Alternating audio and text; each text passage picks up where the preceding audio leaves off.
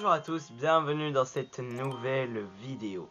Merci à toi derrière ton écran d'avoir cliqué sur cette vidéo. Je démarre sur ma chaîne une série de vidéos Poppy Playtime car je suis un fan, ça ne se voit peut-être pas, mais bref. Le chapitre 5 arrive bientôt, je me suis dit pourquoi pas vous donner 2-3 petites théories en attendant à ce moment-là quand je filme les 4 derniers petits jours que ça passe. Comme ça vous pouvez y réfléchir et vous avez quelque chose pour vous distraire. Bref, aujourd'hui, comme vous l'avez vu dans le titre de la vidéo, eh bien, je vais vous expliquer que Poppy Playtime aurait pu s'arrêter au chapitre 2. Et non, je ne rigole absolument pas. Poppy Playtime avait une fin narrative présente depuis très longtemps. Et on est peut-être passé à côté. On est peut-être passé à côté d'un détail qui aurait pu faire que Poppy Playtime aurait été beaucoup plus court que ce qu'on pensait. Bref, dans cette vidéo, je vais vous expliquer en détail avec... Je vais essayer un peu de montage, etc. pour vous distraire. J'espère que ça va vous plaire. On y va. Je vais tous vous expliquer. Donc déjà, il faut savoir que depuis longtemps, je me pose une question que très peu de joueurs osent vraiment se poser. Et si Poppy Playtime n'aurait jamais dû aller au-delà du chapitre 2? Parce que c'est possible. Et si toute la suite de l'histoire n'existait que parce qu'une décision a été prise à notre place? Revenons au chapitre 2, très loin en arrière. On vient de vaincre Mommy Longlegs, une victoire horrible, brutale et définitive. Et juste après ça, un moment arrive, le train. C'est pas une scène anodine, c'est un moment de choix. On voit clairement que, quand on est dans le train, le rail se divise en deux. Une voie semble mener vers la sortie, l'autre nous entraîne plus profondément dans l'usine.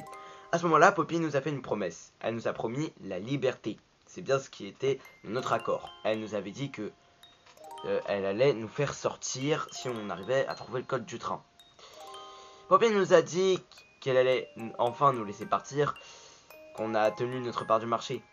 Mais au dernier moment, elle change la trajectoire du train.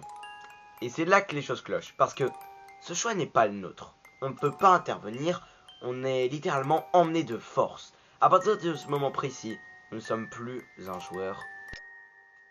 Il y a un indice caché dans le chapitre 2.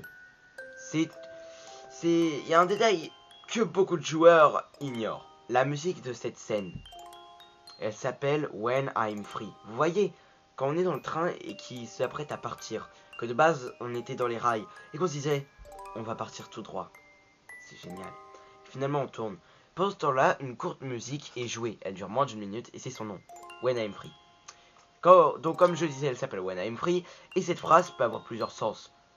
Parce que déjà, elle veut dire quand je serai libre, mais elle peut aussi se traduire par exemple quand nous serons libres, quand quelqu'un sera enfin libéré.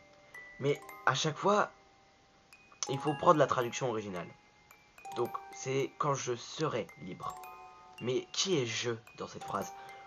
De qui on parle vraiment dans cette musique?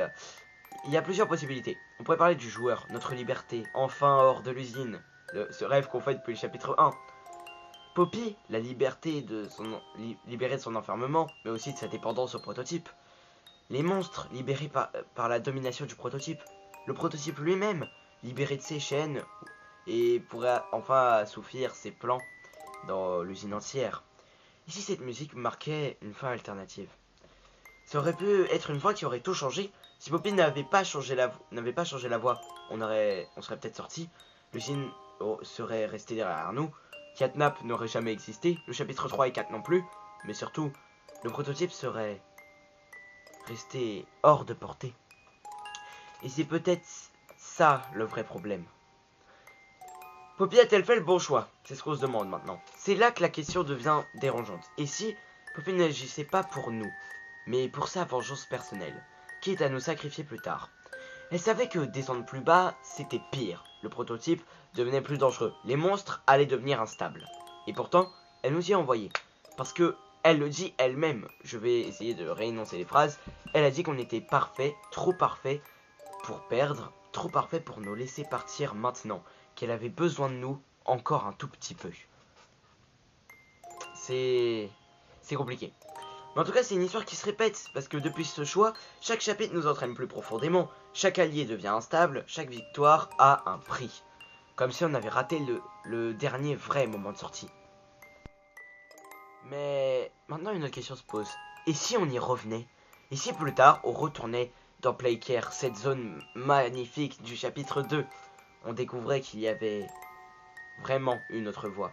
Une vérité pire que ce qu'on a vu jusqu'ici. Mob Entertainment adore les bouches narratives, et ce choix pourrait revenir nous hanter.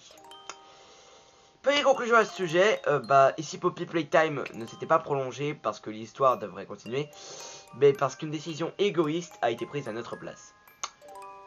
Et vous, dites-moi, est-ce que Poppy a eu raison de nous envoyer plus profondément? Ou est-ce qu'elle nous a condamnés dès le chapitre 2 à rester sous son emprise? Je vous laisse me dire ça dans les commentaires, j'espère que cette vidéo vous a plu.